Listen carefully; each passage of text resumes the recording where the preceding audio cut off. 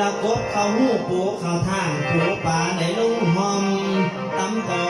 นนั่นแหละพักข้าตอนนี่มันหาลีละปองใส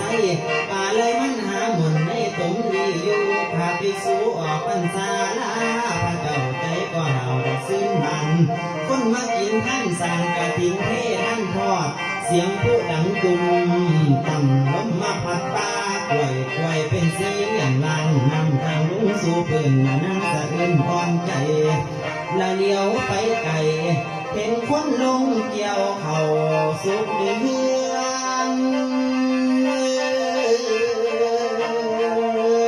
เก่าขับวง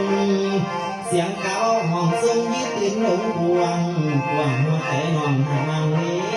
ละน้ำมาเสียได้นี่ไปดีอายบ่สั่งเรียนอตั้งแต่ฝนก็ยังเอิ่นสั่งป่าป้ายังเอิ่นสั่งน้ำยังสิเขาไทยดูบาปบุญสู้พี่สิหนีไกลไหลห่างแต่สตางค์ก็ยังเอิ่นสั่งแบ่งยังสิเขาสู่พระคันและรัฐบาลสั่งให้กระดาษเปลี่ยนเป็นเงินตาบุษบาสินีนะฮะนี่นางสร้างบ่เตือนกะใจน้องละเดือน11ล้มตองเดือน12ล้มอวยล้มมาผักตาป่วยใบหน่วยละอวยหันตกไปถึงวังหันเดือนเกี่ยงไปเดือนนี้ล้มมีคนเอาเขาเป็นเราเสียงกล่องมาตัวนั้นเสียงคนทั้งเมาเหล่าอยู่น้ำล้านกองสนั่นนกเขาขันยามเมื่อเศร้าล้านเขาก็เฝ้าเป็นนกแก่นแว้นมาห้องอยู่หัวน้ำทวงเกี่ยวลงพงแดดกล้าน้ำตาหน่อยว่าหนาวลง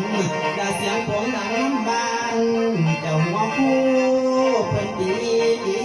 รันแม่ตะมันเข้าบ้านใจสะพานมองที่ใส่ไกลไปหันมีหอมดอกกะย้อมบานเลี้ยวลงทงเห็นดอกกาหันบานแดงผัดแห้งแห้งกะใจน่วงละเดือน11ล้มโตเดือน12ล้มรวยล้มมาผัดมาป่ากล้วยหัวใจน่วงโอ้ย